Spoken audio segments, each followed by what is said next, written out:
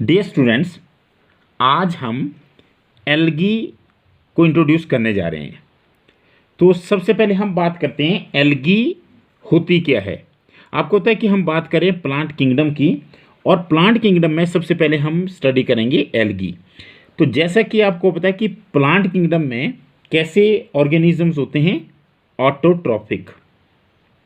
तो इसका मतलब है एल्गी भी ऑटोट्रॉफिक ऑर्गेनिजम्स होते हैं। That is they can synthesize their own food, that is with the help of a process, and that process is known as photosynthesis. दूसरा, these are simple thalloid organisms. Simple thalloid organisms. तो इसका मतलब क्या हुआ, simple आपको होता है कि उनका सिंपल स्ट्रक्चर होता है, पर यहाँ पे एक नई टर्म आपके पास आ रही है, थैलोइड। और थैलोइड का मतलब है जिसमें थैलस होता है। No, what is a thallus? Thallus का मतलब होता है when body is not divided into true root, true stem and true leaves. मतलब क्या है कि जब प्लांट बॉडी, क्योंकि आपको पता है कि अब हम प्लांट किंगडम की बात करें, तो जब प्लांट बॉडी में ट्रू रूट्स ना हो, ट्रू स्टेम ना हो और ट्रू लीव्स ना हो, तो ऐसी प्लांट बॉडी को क्या कहा जाता है? थैलस कहा जाता है। तो इसका मतलब है कि इनकी प्लांट बॉडी में ना रूट होगी, ना स्टेम होगी, ना ट्रू लीव्स होगी। हालांकि रूट की तरह, स्टेम की तरह और लीव्स की तरह स्ट्रक्चर हो सकती है। तो ये आपके लिए एक नई टर्म है, that is their plant bodies. Thallus means they have simple thalloid body, that is they are simple thalloid organisms and these are autotrophic in nature. मतलब वो अपना जो भोजन है वो स्वयं बना सकते हैं। दूसरा, अगर हम बात करें तो ये हैबिटेट की बात करते हैं इनके, कि इनका लिविंग प्लेस क्या है, रहने की जगह क्या है। तो अगर हैबिटेट की हम बात करें तो ये एक्वेटिक होते हैं। ज़्यादातर कैसे होते हैं? एक्वेटिक। और अगर एक्वेटिक होते हैं तो आपको पता है कि या तो ये कैसे रहेंगे? मेरीन। मेरीन का मतलब क्या हुआ? सी वाटर में, खारे पानी में। या किस में रहेंगे? फ्रेश वाटर में। समुद्र के अलावा जो पानी होता है जिसमें सॉल्ट नहीं होता है उसको फ्रेश वाटर कहते हैं। तो ये फ्रेश वाटर में भी हो सकते हैं और सॉल्टी वाटर में भी हो सकते हैं, मतलब सी वाटर में भी हो सकते हैं। एक्वेटिक में मेरीन भी हो सकते हैं और फ्रेश वाटर भी में भी हो सकते हैं। अब दूसरा, इसके अलावा ये कहाँ पर हो सकते हैं? सबसे ज़्यादा अगर हम बात करें तो, और अगर कहीं मिलेंगे तो मॉइस्ट स्टोन्स पे मिल सकते हैं, पर गीले होने चाहिए, या सॉइल पे मिलेंगे, और इवन वुड पे भी मिल सकते हैं। वुड के अलावा ये क्या होते हैं? हमने पढ़ा है कि एल्गी जो है वो फंजाई के साथ एक एसोसिएशन बनाते हैं। तो some form association and exist as lichens. आपको पता है लाइकन्स क्या होते हैं? The association between algae and fungi. और आपको ये भी पता है कि जो एल्गल कंपोनेंट है वो फोटोसिंथेसिस का काम करता है और उसको फाइकोबायोंट बोलते हैं, और जो फंगल कंपोनेंट होता है उसको माइकोबायोंट कहते हैं। ये अपना भोजन स्वयं बनाता है और इसको भोजन प्रदान करता है, और ये इसके लिए वाटर एंड मिनरल देता है। लेकिन यहाँ पर ये क्वेश्चन है कि जो एल्गी है वो लाइकन में भी होती है, मतलब एसोसिएशन फंजाई के साथ एसोसिएशन में होती है, और वो क्या बनाती है? लाइकन बनाती है। इसके अलावा ये एनिमल्स पे भी होते हैं, ऑन एनिमल्स। ये बहुत इंपॉर्टेंट चीज़ है। आपको पता है कि फंजाई की जब हमने बात की थी तो पैरासाइट्स होते हैं, पर यहाँ हैरानी की बात है कि हमारे पास जो एल्गी है वो भी दूसरे एनिमल पे हो सकती है। और ये कौन से एनिमल की पे होती है? ये स्लॉथ पे होती है। और आपको पता है कि स्लॉथ जो होते हैं दुनिया की सबसे सुस्त प्राणी होते हैं। आप इसके लिए नेट पे या गूगल में भी सर्च कर सकते हैं कि स्लॉथ कितने, वो बहुत ही स्लो मूवमेंट दिखाते हैं, इसलिए उन पर एल्गी भी उग जाती है। तो ये तो हुई इनकी हैबिटेट की बात। मतलब ये एक्वेटिक होते हैं, एक्वेटिक में फ्रेश वाटर में भी हो सकते हैं और सी वाटर में भी हो सकते हैं, मेरीन भी हो सकते हैं। दूसरा, मॉइस्ट स्टोन्स सॉइल या वुड पे होती है, and they exist in association with fungi, that is as lichen. And they can live on the body of other organism like sloth. अब अगर हम इनके फॉर्म और साइज की बात करें तो फॉर्म और साइज में क्या होगा कि क्या साइज होता है इनका, तो इसमें अगर हम बात करें तो ये जो फॉर्म एंड साइज है it is highly variable. Highly variable का मतलब है कि बहुत ज़्यादा वैरायटी होती है, कि एक तरह की नहीं होती, अलग अलग तरह की होती हैं। अब कैसे वैरायटी होती है, एक तो हम स्टार्ट जैसे देखते हैं कि कुछ तो होते हैं कॉलोनियल। कॉलोनियल जब मैं आपको इसकी क्लोरोफाइसी की जब हम बात करेंगे तो वहाँ पे मैं भी डायग्राम बताऊंगा आपको कि जैसे ये ऑर्गेनिजम्स हैं, ये सारे के सारे एक कॉलोनी के रूप में रहते हैं और ये एक यूनिट होता है ऐसे, तो दीज आर कॉलोनियल। आगे आपको बताएंगे कि स्नोबियम क्या होता है, तो ये एक कॉलोनी के रूप में भी रह सकते हैं और इन कॉलोनी के अंदर भी डॉटर कॉलोनीज होती हैं। तो एक तो मैंने आपको बता दिया कि ये कॉलोनियल होते हैं, और कॉलोनियल में अगर हम एक एग्जाम्पल करें तो कॉलोनियल में एग्जाम्पल होगा हमारा वॉलबॉक्स। तो एक आपको नाम भी आ गया कि वॉलबॉक्स एक कॉलोनियल एल्गी है। दूसरा, ये फिलामेंट की फॉर्म में भी हो सकते हैं, फिलामेंटस। अब जो फिलामेंटस होते हैं वो फिलामेंटस में कौन से होते हैं ये भी मैं आपको बता रहा हूं। इसमें से एक एग्जाम्पल आप छोटी क्लासों में भी पढ़ चुके हैं, एक या दोनों ही आप पढ़ चुके हैं, यूलोथ्रिक्स और स्पाइरोगाइरा। पर स्पाइरोगाइरा जिसे शैवाल भी कहते हैं, आपने पढ़ा होगा स्पाइरोगाइरा, वो आपको होता है एक फिलामेंट की फॉर्म में होता है। अगर हमें ऐसे देखें तो उसमें ऐसे रिबन शेप्ड क्लोरोप्लास्ट होता है, तो ये फिलामेंट की फॉर्म में होता है। तो दिस इज स्पाइरोगाइरा। यूलोथ्रिक्स भी इसी तरह से होता है, फिलामेंट की फॉर्म में होता है। तो इसका मतलब है कि एल्गी साइज और फॉर्म में बहुत वेरी करती है। It is variable in size, it is highly variable in size and form, and you can say it may be colonial like Volvox, filamentous like Eulothrix and Spirogyra, and some may be marine algae like, और you can say some marine algae, marine का मतलब क्या हुआ, समुद्र में रहती है, like kelps. अब ये कैल्प्स बहुत ही इंपॉर्टेंट है। क्या इनके साइज में क्या वेराइटी होती है, दे फॉर्म मैसिव स्ट्रक्चर, मतलब ये क्या करते हैं, वो मैसिव प्लांट बॉडी बनाते हैं। मैसिव का मतलब बहुत बड़ी बड़ी। इसके लिए भी आप जरूर या तो यूट्यूब वीडियो देखें ताकि आपको ये पता लगे कि कैल्प्स कितनी बड़ी बड़ी होती है। जियोग्राफिक चैनल पे या डिस्कवरी चैनल पे जब भी आप देखेंगे तो आप कैल्प्स को जरूर देखें, और कैल्प्स बहुत बड़ी बड़ी एल्गी होती है और इनकी प्लांट बॉडी बहुत बड़ी होती है। तो ये समुद्र के अंदर होती है, पहले मैंने आपको बता दिया कि ये मैरीन होती है, तो इसको आप ये समझ सकते हैं। तो अब देखो कितनी वेराइटियाँ हमारे पास, एक तरफ तो हमारे पास कॉलोनियल है, दूसरी तरफ क्या है, फिलामेंटस है, और तीसरी तरफ मैसिव प्लांट बॉडी है। पर सब का स्ट्रक्चर कैसा होगा, मैं एक बार फिर से आपके लिए रिपीट कर रहा हूँ कि सब का स्ट्रक्चर होगा थैलोइड। थैलोइड का मतलब होगा they do not possess true root, true stem or true leaves, but they may have leaf like, stem like और root like structures। अब हम बात करते हैं जो सबसे इंपॉर्टेंट पोर्शन है वो है रिप्रोडक्शन, कि इनमें रिप्रोडक्शन किस तरह की होती है। और आपको पता है रिप्रोडक्शन वो प्रोसेस है जिसके द्वारा ऑर्गेनिज्म अपनी तरह के ऑर्गेनिज्म तैयार करते हैं, अपनी रेस को परपेचुएट करते हैं। और आपको ये भी पता है कि जो रिप्रोडक्शन है वो 3 टाइप की होती है। अब 3 टाइप की रिप्रोडक्शन कौन कौन सी होती है, पहली वेजिटेटिव, दूसरी एसेक्सुअल, मतलब मोड्स ऑफ रिप्रोडक्शन है, और ये हम बार बार करेंगे तो अब आपको ये पता होना चाहिए कि ये हम कौन से मोड की बात करें। तो 3 मोड की, हमने एक वेजिटेटिव मेथड भी बोल सकते हैं आप, दूसरा एसेक्सुअल, और तीसरा हमारे पास आ गया सेक्सुअल। अब वेजिटेटिव में आपको पता है कि वेजिटेटिव में जो सबसे कॉमन मेथड है वो है फ्रेगमेंटेशन। अब फ्रेगमेंटेशन का क्या है, जैसे मैं स्पाइरोगाइरा का एग्जांपल ले रहा हूं, ये है स्पाइरोगाइरा। अब इसमें क्या होगा, ये सपोज करो ये स्पाइरोगाइरा है।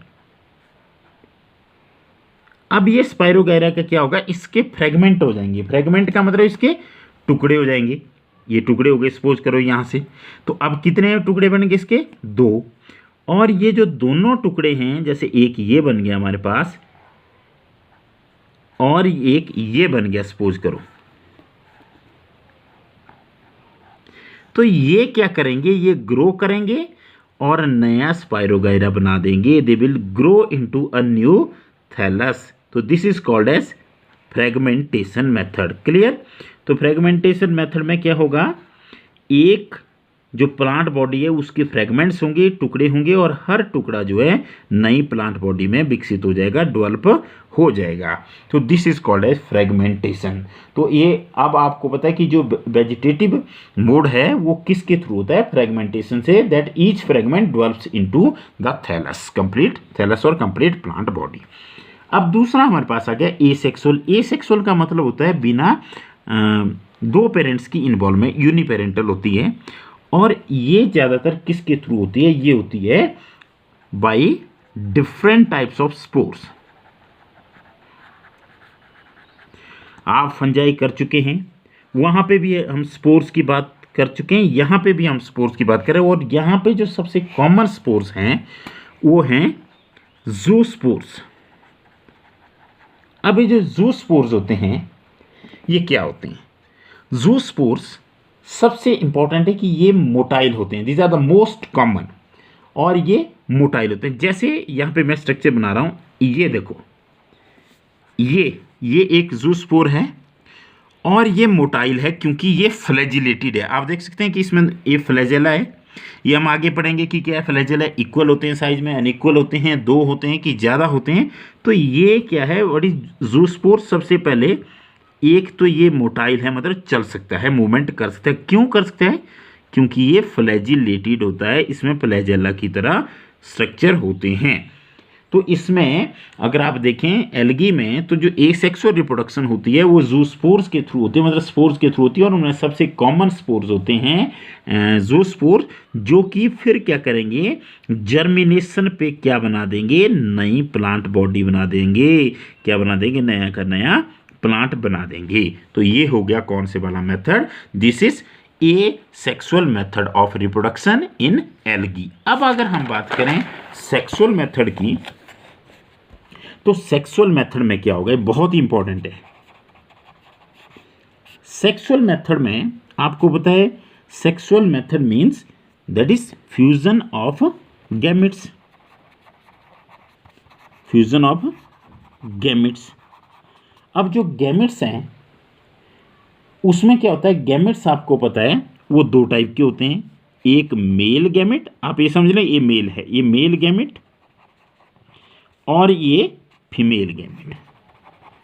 जब ये फ्यूज करते हैं तो फिर जाकर के नए ऑर्गेनिज्म बनाते हैं। आपको पता है फर्टिलाइजेशन होती है, उसके बाद नया ऑर्गेनिज्म बनता है, वो बाद की बात है। पर यहाँ पे जो फ्यूजन है वो भी तीन टाइप का हो सकता है, मतलब सेक्सुअल रिप्रोडक्शन भी तीन टाइप की हो सकती है। कौन कौन सी, सबसे पहले हम बात करेंगे आइसोगैमस।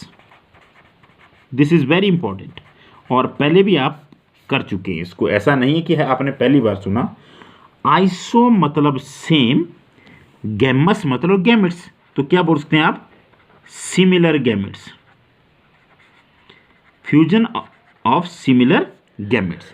अब कैसे हो, देखो कैसे हो गया, मैं यहाँ पे दो बता रहा हूँ, यहाँ पे भी एक ये और एक ये। आप देख सकते हैं कि दोनों गैमेट लगभग एक जैसे हैं। इनमें से एक मेल गैमेट है और एक फीमेल गैमेट है।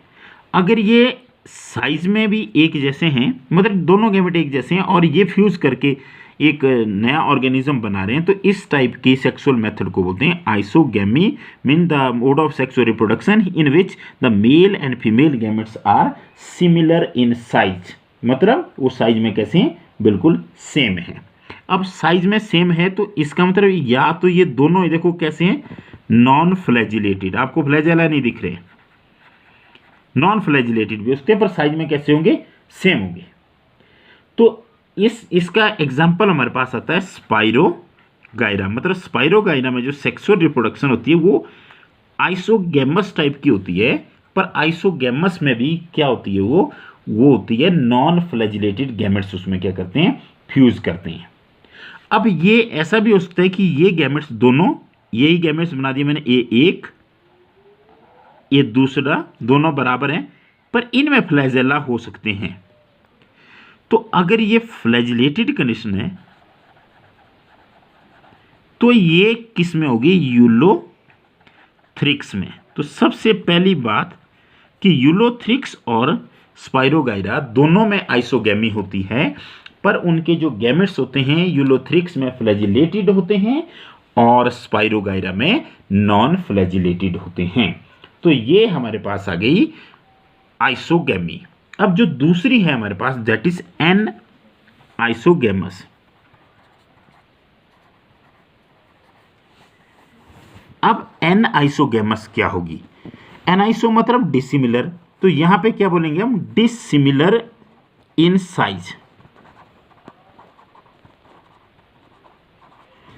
The gametes are dissimilar in size.